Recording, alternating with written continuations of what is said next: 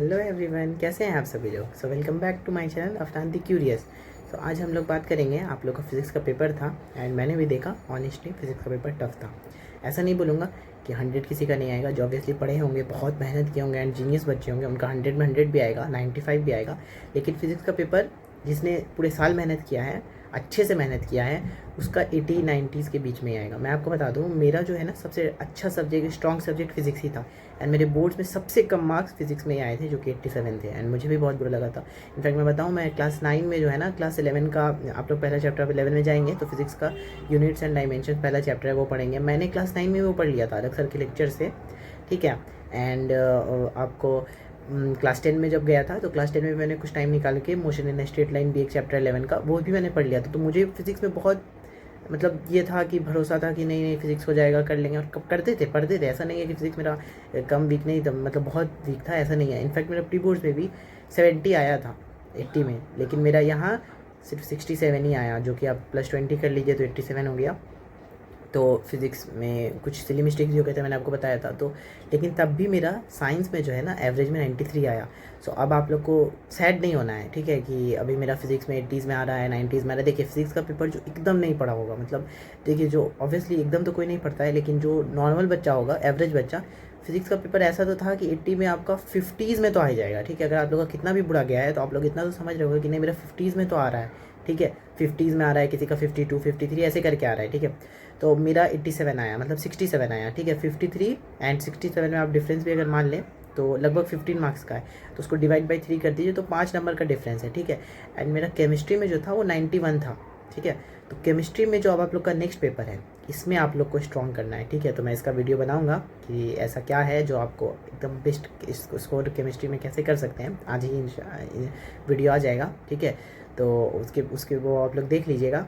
लेकिन अभी जो फिज़िक्स आप लोग का गया है ना, तो डिमोटिवेट नहीं होना है। इससे क्या होगा कि आपका केमिस्ट्री भी बुरा जाएगा, बायोलॉजी भी बेकार जाएगा एंड आपका साइंस का एवरेज गिर जाएगा। एंड बहुत कोई मैथ्स अगर छोड़ दिया है, साइंस में स्ट्रॉन्ग करना है, तो अभी भी ये मौका है, ऐसा नहीं है, क्योंकि एक सब्जेक्ट ही था यार, डिवाइड बाई 3 भी तो होगा, ये भी तो देखिए, ठीक है। मेरा 87 आया, लेकिन मेरा इंग्लिश में इनफैक्ट मेरा 92 था, बेस्ट ऑफ 5 में 92 जोड़ना पड़ा मुझे, लेकिन मेरा साइंस में 93 था। मतलब मेरा सबसे कम मार्क्स इंग्लिश के एवरेज में ही आया है, ठीक है। साइंस में ज़्यादा है, जबकि मेरा फिजिक्स में सबसे कम आया। तो ये सब थोड़ा कैलकुलेशंस होता है, जो लोग अपना इसमें नहीं पढ़ना चाह रहे हैं तो अपना आगे देखें कि अभी केमिस्ट्री को स्ट्रॉन्ग करना है, फिजिक्स को भूल जाना है। जैसा गया ठीक है, चला गया। फिजिक्स का पेपर सही में टफ था, अभी मैं आपको डिस्कस भी करूँगा। फिजिक्स का पेपर जो था ना, मतलब वो है ही कि बोर्ड्स में आईसीएसई के फिजिक्स का पेपर ही हर साल टफ आता है। एंड वो इस साल भी फिजिक्स वाले आईसीएसई वाले ने दिखा दिया, सीआईएसई ने, कि फिजिक्स का पेपर हमारा नाम ही है, बहुत टफ आएगा। एंड मतलब कि बहुत टफ नहीं बोलेंगे, जो बच्चा अच्छे से पढ़ा था उसका 80-90 के बीच में आया है। जो ऑनेस्टली बताएं, जो बच्चा मेहनत करने वाला था ना, जो सीरियस पढ़ा और पूरे साल पढ़ा, उसका 80s के 90s के बीच में आएगा। एंड जो ने जिसने ऊपर ऊपर से पढ़ लिया या लास्ट में पढ़ा, उसका भी 50s में तो आ ही रहा होगा। मतलब मैं 100 में 50s में नहीं बोल रहा हूँ, मैं 50s + 20 70s में बोल रहा हूँ, ठीक है। 100 में 70s में तो आ ही रहा होगा, जिसने थोड़ा ऊपर ऊपर से भी पढ़ा है। अगर आपने बिल्कुल नहीं पढ़ा है तो किसी का 40s में भी आएगा, किसी का 50s में भी आएगा, ठीक है। तो उसे हम लोग हटाते हैं। तो अब आप लोग का जो केमिस्ट्री का एग्जाम है, उस पर आप लोग को बहुत अच्छे से फोकस करना है। तो केमिस्ट्री का मैं वीडियो डाल दूंगा, तो आप लोग को देख लीजिएगा, ठीक है, कि कैसे पढ़ना है। स्ट्रैटेजी वीडियो आप लोग की कल आ जाएंगी, ठीक है। तो कि मतलब क्या मिस्टेक अवॉइड करना है, ठीक है। तो वो शॉर्ट वीडियो ही होगा, उसमें जो टिप्स है 100 कैसे स्कोर करना है। जिसने पढ़ लिया है वो तो अब रिवाइज़ कर रहे होंगे, एंड जिससे कुछ नहीं पढ़ा है तो उसके लिए मैं वीडियो डाल दूंगा, ठीक है। मेरे भी एग्ज़ाम्स चल रहे थे, तो मेरे एग्ज़ाम्स जो हैं आज लगभग ख़त्म हो गए। एंड अब एक 13th को हिंदी का बस पेपर है, उसके बाद मेरे सारे एग्ज़ाम्स 11th के फाइनली ओवर हो जाएंगे। तो अब जो है मैं आप लोग को फिजिक्स का चलिए पेपर डिस्कस कर लेता हूँ कि फिजिक्स का पेपर कैसा था। सही में वो टफ था, ठीक है। ऐसा नहीं है कि एकदम मतलब मॉडरेट था, मॉडरेट टू टफ के कहेंगे, ठीक है। एकदम ईजी नहीं था एंड एकदम ऐसा टफ नहीं था कि एक भी क्वेश्चन नहीं हिला, ठीक है। मैं आप लोग को दिखाता हूँ, चलिए। सो ये आप लोग का फिजिक्स का आज पेपर था एंड ये देख करके बहुत कोई घबरा गए होंगे कि ये पेपर क्यों आ गया, बहुत कोई गुस्सा होंगे कि ये नहीं आना चाहिए था 26 का, ठीक है। बहुत कोई डिप्रेशन तो नहीं बोलेंगे, पर बहुत इसमें है, सदमे में चले गए हैं कि बहुत सही बात है, बुरा लगता है, ऐसा नहीं है, मुझे भी लगा था, ठीक है। तो चलिए आगे बढ़ते हैं कि मेरा तो सबसे स्ट्रॉन्ग था ये। अगर आप लोग यहाँ बात करें तो एमसीक्यू में जल्दी से डिस्कस कर लेता हूँ। ये सारा आंसर है बी सी, ठीक है। ये फोटोसिंथेसिस में लाइट टू केमिकल होता है एंड इसमें एक्सेलरेशन 0 होना चाहिए, डायनेमिक इक्विलिब्रियम में, मतलब फोर्स नहीं लगना चाहिए, ठीक है। तो फोर्स जो है ना आपका 0 होना चाहिए, तो फोर्स बराबर m है, तो आपका एक्सेलरेशन 0 होना चाहिए। तो ये देखिए, इसमें आपको क्लास इसका भी क्वेश्चन पूछ लिया 9 का, F equal to M A वाला। वेलोसिटी रेशियो जो है इसमें ब्लॉक एंड टैकल सिस्टम में 2 पूरी इसका जो है ना एफर्ट अपवर्ड डायरेक्शन में, तो इसका 3 होगा आंसर, ठीक है। एंड उतना तो टाइम नहीं है कि मैं आपको सब लॉन्ग वीडियो में मतलब आप लोग को हर एक क्वेश्चन डिस्कस कर दूं। सो मैं आप लोग को ऊपर से दिखा रहा हूँ इसका आंसर, जैसे ऑप्शन नंबर डी है, ठीक है। एंड आप लोग को कोई एक स्पेशल क्वेश्चन में जैसे दिक्कत हुआ, जैसे मान लो आप लोग को ये नहीं समझ में आया कि इसका आंसर टोटल मैकेनिकल एनर्जी क्यों, भले ये ईजी है क्योंकि नो लॉस ऑफ एनर्जी है, लेकिन ऐसे सपोज कोई भी दिक्कत है तो आप लोग मुझे मेरे इंस्टा ID पे आप लोग को मेरे चैनल के डिस्क्रिप्शन में मिल जाएगा, तो उससे आप लोग मुझे मैसेज कर सकते हैं। तो मैं आप लोग को एक जो भी क्वेश्चन होगा डिटेल में आप लोग को एक्सप्लेन कर दूंगा, क्योंकि पूरा पेपर तो ऑब्वियसली तो पॉसिबल नहीं है, आप लोग को अच्छे से मैं डिस्कस कर दूंगा, ऐसा कोई बात नहीं है, ठीक है। इसका आंसर आपका इंफ्रारेड है, आप लोग यहाँ मिला सकते हैं, लेस दैन और इक्वल टू 15। फिर इसका answer R is the correct explanation है, ठीक है। इसमें बहुत कोई कंफ्यूज थे कि नॉट द करेक्ट एक्सप्लेनेशन होगा या करेक्ट एक्सप्लेनेशन होगा, पर इसका सही है क्योंकि एयर मॉलिक्यूल जो है स्कैटर करता है ब्लू लाइट रेड लाइट से, तो रिफ्रैक्टिव इंडेक्स जो है ना वो डिपेंड करता है, मतलब स्कैटरिंग जो है रिफ्रैक्टिव इंडेक्स पे डिपेंड करती है, ठीक है। एंड यहाँ था कि अगर हटा देंगे तो किसका फ़र्क नहीं पड़ेगा, ठीक है। तो ये सब तो ऑब्वियसली चल रहा है, L2 हटा देंगे तो फ़र्क नहीं पड़ेगा, ठीक है। हो सकता है बहुत कोई का कुछ गलत हुआ है, जैसे ये देखिए ये MCQ ईजी था, ये तो सबका सही हुआ होगा, इसका ये सही नहीं हुआ वो तो मतलब कुछ गड़बड़ किया है। ये भी ईजी था, स्पेसिफिक हीट कैपेसिटी जो चीज़ नहीं होना चाहिए। एंड ये वाला जो था, ये वाला अच्छा क्वेश्चन था, ठीक है, वो जार वाला आप लोगों ने देख लिया होगा इसका सॉल्यूशन, ठीक है, ये जार वाला था। हाँ ये भी अच्छा, बहुत अच्छा क्वेश्चन था, ये जिसका सही हुआ होगा उसको सैल्यूट सही में, क्योंकि ये अच्छा क्वेश्चन था, ठीक है। फिर ये भी आपका अच्छा क्वेश्चन कह सकते हैं। अच्छा फिर आगे बढ़ें तो ये सारे आंसर्स हैं, ठीक है, आप लोग यहाँ देख सकते हैं।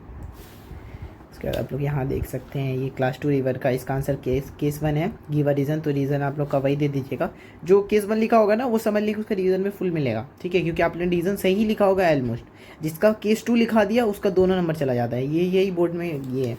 अच्छा फिर ये आया था, देखिए अब जो बच्चा ऐसे किया होगा, नहीं लेंस जो पढ़ा होगा उसका जो नोट्स पढ़ा होगा ना जो सेलिना में दिया हुआ था, ठीक है, तो उसमें जो है आपका जो कन्वेक्स लेंस बनता है, उस कन्वेक्स लेंस में क्या होता है ना कि आपका जैसे जैसे ऑब्जेक्ट डिस्टेंस आप बढ़ाते हैं ना, ऑब्जेक्ट डिस्टेंस ये बढ़ाते हैं तो आपका इमेज डिस्टेंस जो है ना वो ऐसे करके इंक्रीज़ होता है, ठीक है। सो आप लोग का अगर आप लोग कनकेव में बात करेंगे तो इमेज जो होता है ना वो छोटा बनता है, आप लोग ने देखा होगा, और वो वर्चुअल भी रहता है, छोटा बनता है, ठीक है। सो ऐसा नहीं है ये, तो ये कन्वेक्स लेंस है। पूछा भी था कौन सा लेंस है, तो ये दिखने में अजीब लग रहा होगा पर ये ठीक ईजी था मैं कहूँगा, ठीक है। अच्छा मैग्नीफिकेशन ऑब्वियसली मोर देन 1 होता है, FN2F, ये देखिए ये जो समझा होगा वो बना दिया होगा। चलिए आगे बढ़ें, तो इंक्रीज डिक्रीज, इसका आंसर इंक्रीज होगा ऐसे करके। नेचुरल वाइब्रेशन ये सब तो इजी है, डिफाइन नेचुरल वाइब्रेशन, तो ये जो मतलब पढ़ा होगा अपने से भी लिख देगा तो उसका मार्क्स मिल जाएगा, ऐसा नहीं एकदम बुक का बुकिश लैंग्वेज चाहिए, नहीं नेचुरल वाइब्रेशन आप लिख दीजिएगा आपको मार्क्स मिल जाएगा। अच्छा यहाँ राइज इन टेम्परेचर था, तो मतलब राइज इन टेम्परेचर मतलब डेल्टा टी कितना बढ़ा, मतलब चेंज इन टेम्परेचर, तो आप डिग्री सेल्सियस में लिखें या केल्विन में लिखें बात एक ही है, केल्विन में लिखिएगा तब भी फुल मार्क्स, डिग्री सेल्सियस में फुल मार्क्स। अच्छा ये iron core, soft iron core और कार्बन ब्रशेस होने चाहिए, ठीक है, यहाँ soft iron core. Nuclear fission and liquid fission obviously मैंने आपको बताया था कि ये बहुत इंपॉर्टेंट है, मैं टेबल देख लीजिएगा, ठीक है, ये मैंने बता ही दिया था। अच्छा ये अच्छा क्वेश्चन आया था, इसमें थोड़े कुछ कंफ्यूज हो जाओगे लेकिन इसका आंसर BAC सही है, ठीक है। इसमें आपको एंगल ऑफ इंसिडेंस बताता है, मतलब देखने वाला क्वेश्चन था, जिसका जो अच्छे से थोड़ा समझा होगा, देख लिया होगा, वो कर लिया होगा। पिछले साल भी ऐसा ही क्वेश्चन आया था, पर पिछले साल जो है ना वो स्लैब वाला आया था, ऐसा रेक्टेंगुलर स्लैब वाला। अच्छा यहाँ बात करें तो देखिए ये बहुत अच्छा क्वेश्चन था, ये मैं बोलूँगा ये बहुत अच्छा क्वेश्चन था। फिर आप लोग यहाँ बात करें तो ये इजी था, ये उतना टफ नहीं था, एंड ये भी आपका इजी था, ये भी इजी था। ये तो ऑब्वियसली आप लोग ने ऐसा डायग्राम कुछ बनाया होगा। ये आपका कन्वेक्स लेंस जो है सेम साइज़ वाला, ये भी आपका इजी मैं कहूँगा, ठीक है, उतना टफ नहीं था।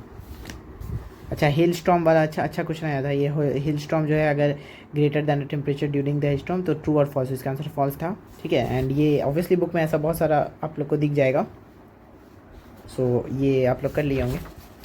मैं सबका आंसर आप लोग को दिखा दे रहा हूँ, जिसमें भी आपको स्पेशल डाउट होगा ना वो आप लोग पूछ लीजिएगा, ठीक है। अच्छा देखिए ये आया था आप लोग का एक क्वेश्चन, कौन सा फोर्स जो है निगेटिव मोमेंट प्रोड्यूस करता है, तो F1, ठीक है, क्योंकि F1 जो है आप लोग F1 ऐसे करेंगे तो ये कहाँ घूमेगा, क्लॉकवाइज घूमेगा, क्लॉकवाइज जो है निगेटिव मोमेंट होता है। देखिए ऐसे क्वेश्चन पूछा था। अब देखिए ये देखने वाला भी क्वेश्चन है, कि आप ऐसे धक्का मारेंगे कहाँ घूमेगा, ऐसे तो नहीं गिरेगा। अब मान लो कि ऐसे कोई गिर रहा है, मान लो ये पेंसिल है ऐसे है, ठीक है, मैं इसको यहाँ से धक्का दूँ तो ये कहाँ जाएगा, ऐसे जाएगा क्लॉकवाइज डायरेक्शन में। तो क्लॉकवाइज क्या होता है, नेगेटिव मोमेंट। तो F1 इसमें 2-3 कॉन्सेप्ट है, मतलब 2 कॉन्सेप्ट है। आप लोग को पहले सोचना होगा कि ऐसे घूम रहा है क्लॉकवाइज, क्लॉकवाइज में नेगेटिव मोमेंट होता है, तभी आंसर आएगा, ठीक है।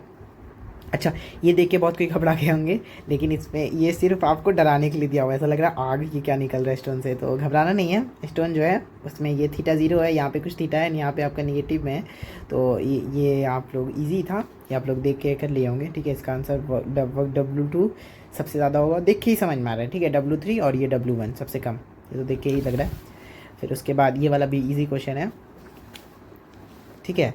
एंड ये इसका आंसर नेचुरल वाइब्रेशन है। एंड ये सब आप लोग देख लिए होंगे, उतना मतलब ये सब नहीं है कि कुछ क्वेश्चन, हाँ ये क्वेश्चन थोड़ा सा अच्छा है, मैं अब नहीं बोलूँगा कि बहुत इजी है, ये क्वेश्चन थोड़ा सा अच्छा है। आपका MCQ थोड़ा टफ था, सही बोलूँ तो MCQ टफ था, ठीक है। अच्छा, ये ऐसा क्वेश्चन आपके बुक में बहुत सारा किया होगा, जो ये कर लिया होगा, तो मैं वही बता रहा हूँ। देखिए फिर यहाँ आप लोग आंसर देख सकते हैं, ठीक है। फिर आप लोग यहाँ क्वेश्चन देख सकते हैं, यहाँ आप लोग आंसर देख सकते हैं, क्या क्या आंसर आया है। आप लोग अगर कोई डिटेल सॉल्यूशन चाहिए किसी भी पर्टिकुलर क्वेश्चन का, आप लोग मुझे DM कीजिए, मैं आपको ज़रूर बताऊँगा, ठीक है।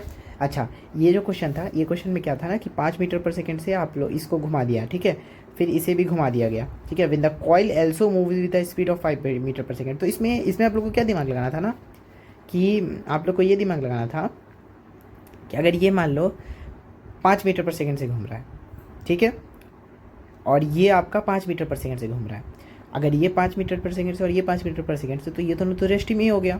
अब मान लो कि एक ट्रेन है, वो 5 मीटर से चल रही है, एक ट्रेन है और ये भी 5 मीटर पर सेकेंड से चल रही है। तो कोई ये मान लो कि इसका ड्राइवर आगे देखेगा, तो क्या इसको लगेगा कि ये हम लोग आगे बढ़ रहे हैं या ये ट्रेन आगे बढ़ रही है? नहीं लगेगा, कि एकदम सेम बाहर से जो देखेगा उसको लगेगा कि दोनों ट्रेन चल रही है, लेकिन उसको जो ड्राइवर होगा, ये तो बेसिक सी बात है, आप लोगों ने क्लास 9 में भी पढ़ा होगा, ठीक है, टीचर ने बताया होगा ट्रेन वाला। ये बहुत इंटरेस्टिंग होता है, ट्रेन में आप लोग जाएंगे तो आप लोग नोटिस किए होंगे, ठीक है। तो क्या direction motion of the magnet change होगा? नहीं, in the opposite direction of the motion of the magnet increase, क्योंकि अपोजिट डायरेक्शन में अगर कर देंगे तो दोनों क्या होगा, ऐड हो जाएगा। अच्छा, फिर यहाँ ये लेड आंसर है, डेंसिटी आंसर है, ठीक है। Write the equation for the radioactive decay, तो ये सब आप लोग ने कर लिया होगा। उतना मतलब ये नहीं था, मैं बहुत टफ नहीं बोलूँगा, पर देखिए अगर जिसने पूरे साल मेहनत किया है, ठीक है, मैं यहाँ कैलकुलेशन कुछ कर लूँ, देखिए जिसने पूरे साल मेहनत किया है उसका 80 to 90 तो श्योर आ रहे हैं, ठीक है, 80 to 90 तो श्योर आ रहे हैं, तब समझिए आपने पूरा प्योर मेहनत किया है, ठीक है। क्योंकि खुद मेरे 87 आए थे एंड पेपर कुछ वैसा ही था, ठीक है। यहाँ देख लीजिए आप लोग, 87 आए थे, पेपर कुछ वैसा ही था, ठीक है, 80 to 90। अच्छा, जिसके 70s में आ रहे हैं, ठीक है, अब उसके लिए मैं बताऊँ कि अगर आप लोगों के 70s में आ रहे हैं, तो आप लोग को ये नहीं कि अब मेरा बर्बाद हो गया, साइंस में 90s आ ही नहीं सकता, आ सकता है, बिल्कुल आ सकता है। देखिए बायोलॉजी में आप लोग का 100 आ सकता है, और ये मैं आपको बताऊंगा अच्छे से, ठीक है, क्योंकि मेरा अभी एग्जाम चल रहा था, मेरा 3-4 दिन गैप है, तो मैं आपको अच्छे से बताऊंगा कि बायोलॉजी में 100 कैसे आ सकता है। अब आप लोग बोलेंगे कि एक दिन में पढ़ के थोड़ी आ सकता है, ठीक है, एक दिन में नहीं आ सकता है, लेकिन मैं आपको कुछ बहुत इसमें ये बहुत इंटरेस्टिंग मैं आपको बताऊँगा, ठीक है। अच्छा, केमिस्ट्री में मेरा 91 आया था, लेकिन आप लोगों को 96-97 स्कोर करना है, ठीक है। एंड मैं आज ही इसके ऊपर वीडियो डाल दूंगा, जो बच्चा अच्छे से पढ़ा होगा, जो 80 to 90 वाला होगा, वो ज़रूर इस पर मेहनत करेगा कि 96-97 इनफैक्ट 100 कोशिश करना है, ठीक है। केमिस्ट्री में आप लोग को क्या है ना, केमिस्ट्री में मैं आपको बता दूंगा, तो आप लोग उस हिसाब से देख लीजिएगा, जो बच्चा अच्छे से पढ़ा होगा उसका आ जाएगा 96-97। केमिस्ट्री बहुत पेपर टफ नहीं आएगा, जो रियलिटी है, ठीक है। बायो भी बहुत टफ नहीं आएगा, ठीक है। सो आप लोगों का अगर मान लो यहीं से देखें तो आप लोगों का ये 96, अगर मान लो कि किसी का 70s में आ रहा है, कोई अच्छा बच्चा भी है उसका भी थोड़ा कम हो गया, ठीक है, तो 70। अच्छा, अगर बायोलॉजी में फिर भी मैं 96 ही मान लूँ, तो आप लोग यहाँ ऐड कीजिए 6-6-12, 9-1-10, 10-19, 19 और 7 26, 260-1 डिवाइड बाई आप 3 कीजिए, तो अप्रॉक्सीमेटली 3 8 24 एंड 3 7 21। अच्छा नहीं, तब तो आप लोगों का 87 ही आ रहा है, नहीं तब तो दिक्कत है, ठीक है। तो जो मतलब 80s to 90s वाला बच्चा होगा, ठीक है, 80 to 90s वाला बच्चा होगा, तो अगर मैं यहाँ मान लो 80 कर दूँ, ठीक है, 80 कर दूँ, एंड यहाँ मैंने क्या लिखा है, यहाँ मैंने 96 लिखा है, ठीक है, 80 कर देता हूँ, ठीक है। तो 6-6-12, 9 to 18, 26 27, अब आप लोग का 27 हो गया, तो 3 9 27, अब देखिए आप लोग का 90 आ रहा है। तो जिसका 80s में इस आ रहा है ना, उसका 90 आ रहा है, ठीक है। इसका 70s में आ रहा है, उसका 90 आ सकता है, अगर वो इसको भी बढ़ा ले एंड इसको भी बढ़ा ले, तो थोड़ा मुश्किल है, ठीक है। और मैंने 70s जोड़ा है, अगर मान लो किसी का 77 आ रहा है, तब तो यहाँ ऐड होकर 90 हो ही सकता है, वो आप लोग कैलकुलेशन समझ गए। तो अब आप लोग को उसी पे ध्यान देना है, ठीक है। आप लोग समझ गए होंगे कि अब आप लोग को टेंशन नहीं लेना है फिजिक्स के बारे में, ठीक है। जिसका अगर 80s में आ रहा है या 78 79 आ रहा है उसको टेंशन नहीं लेना है, ठीक है। उसका आराम से अभी भी साइंस में 90s में आ सकता है, ठीक है। एंड साइंस में 90s में लाना ICSE में ना बहुत प्राउड की बात होती है, ठीक है। क्योंकि ICSE है, आप लोग जानते हैं, CBSE का तो पेपर उतना मतलब ऑब्वियसली बात है, सिलेबस बहुत कम होता है, 10 दिन भी कोई पढ़ेगा तो आ जाएगा। लेकिन ICSE और कोई भी अगर कोई भी अच्छा पढ़ा लिखा आदमी है ना तो वो भी बता देगा कि नहीं भाई ICSE का सिलेबस बहुत वास्ट होता है। आप गूगल पे भी सर्च करेंगे तो ICSE आप लोग खुद जानते हैं, आप लोग खुद इनफैक्ट कितने मीम्स आता है कि CBSE के बच्चे को उतना नहीं आता है। आप लोग मूल कॉन्सेप्ट जो पढ़ रहे हैं 11th में CBSE में पहला चैप्टर ही मूल कॉन्सेप्ट है, एंड मैं उस पर भी बहुत अच्छे से बता दूंगा। आप लोग को सोच रहे होंगे कि बहुत भाई लोग बोलते होंगे कि आपके सीनियर्स की 11 12 में बहुत टफ है, लेकिन ICSE वालों के लिए उतना नहीं है। लेकिन एग्जैक्टली क्या है क्या नहीं है वो मैं आपको अच्छे से बता दूंगा, ठीक है। तो अभी से उसमें टाइम है, लेकिन फिलहाल अब आप लोग समझ गए होंगे। सो अब हम लोग जो है आगे मेहनत करते हैं, ठीक है। केमिस्ट्री अच्छे से करना है, एकदम फोड़ना है, और बायोलॉजी तो एकदम मतलब रगड़ देना है, क्योंकि बायो जो है ना वो जितना मोस्ट इंपॉर्टेंट जो पढ़ना है और जो जैसे करना है एकदम 100 में 100 का तैयारी बायोलॉजी में करना है, ठीक है। बायो में अगर आपका 100 आ गया एंड केमिस्ट्री में अगर आपका 92 भी आ गया, 80s में भी है फिजिक्स में, तब भी आपका हो जाएगा। मेरा 87 था और मेरा 87 था एंड मेरा बायो में मेरा 100 में 100 था, तो वही मैं बताऊँगा कैसे था, ठीक है। तो और मेरा क्यों हुआ आया, ठीक है, पूरा मैं अच्छे से बताऊँगा, ठीक है। तो 100 में 100 वो मेरा क्यों आया, तो मेरा साइंस में 93 आ गया, ठीक है। जबकि मेरा केमिस्ट्री में भी देखिए तो 91 ही है, कम ही आया है, एंड फिजिक्स में भी। एंड पहला पेपर फिजिक्स था मतलब साइंस में, तो फिजिक्स में मेरा 87 आया मेरा, और सबसे कम उसी में आया। तो मैं डिमोटिवेट हुआ था, लेकिन नहीं, मैं मोटिवेट रहा, मैंने सोचा आगे अच्छा करना है। फिर मेरा केमिस्ट्री में भी बेकार गया, केमिस्ट्री में भी मेरा 91 है। इनफैक्ट बायो में भी मेरे साथ कुछ ऐसा ही केस हुआ था, मैंने पढ़ा नहीं था वैसा मैं आपको बताऊंगा, ठीक है। लेकिन मेरा बायो में 100 आ गया, जिसकी वजह से मेरा साइंस में एवरेज में 93 है, नहीं तो मेरा साइंस के एवरेज में 80s में ही आता, ठीक है। सो आप लोग अब चलिए हम लोग मिलेंगे अगले वीडियो में, आप लोग समझ गए होंगे, ठीक है। सो केमिस्ट्री का आप लोग ये मैं अपलोड कर दूंगा आज ही, तो आप लोग वो देख लीजिएगा कि क्या पढ़ना है नहीं पढ़ना है, और स्ट्रैटेजी जो वीडियो है कि कुछ टिप्स वगैरह वो मैं कल अपलोड कर दूंगा, ठीक है। तो चलिए अब हम लोग मिलेंगे अगले वीडियो में। आप लोग अपना ख्याल रखिए एंड डिमोटिवेट नहीं होना है। आप लोग होंगे, ऑब्वियसली बात है, मैं खुद मेरा ज्योग्राफी में 4 MCQ रॉन्ग हो गया था क्योंकि मैंने वो 5 चैप्टर पढ़ने वाला आदमी था, मैं 5 चैप्टर पढ़ा था एंड बाकी जो पढ़ा था, मेरा किस्मत ऐसा ख़राब था कि वो जो 5 चैप्टर पढ़ा था उसमें से भी 1 MCQ रॉन्ग था एंड बाकी सारा 3 MCQ गलत हो गया था। तो 10 ही MCQ उसमें आता है, उसमें मेरा 4 गलत हो गया था, सोचिए। तब भी मेरा ज्योग्राफी में 89 आ गया, ठीक है। तो मेरा मतलब ज्योग्राफी में आपका अगर मान लो 2 MCQ और सही हो जाता तो मेरा 91 उसमें भी आ सकता था, ठीक है, या 3 MCQ सही हो जाता तो 92। सो ठीक है, डिमोटिवेट नहीं होना है, कम आता है किसी के MCQ में कटा हुआ, क्योंकि MCQ ज़्यादा टफ था, ठीक है, जो रियलिटी है। सो अब कुछ नहीं कर सकते हैं, आप लोग को ये सोचना है कि ठीक है चलो भाई मेरे सीनियर्स का भी कटा था, मेरा भी कटा है, तो कोई बात नहीं, अब हम लोग मेहनत करेंगे एंड केमिस्ट्री पे फोकस करेंगे, मैथ्स पे फोकस, मैथ्स तो हो गया, इस पे बायो पे फोकस करेंगे एंड हिस्ट्री हिस्ट्री में भी आपका बहुत स्कोरिंग सब्जेक्ट है वो SST, ठीक है, उसमें आपको उसी में आप लोग का मेन परसेंटेज बढ़ेगा, मैं आपको बताऊंगा, ठीक है।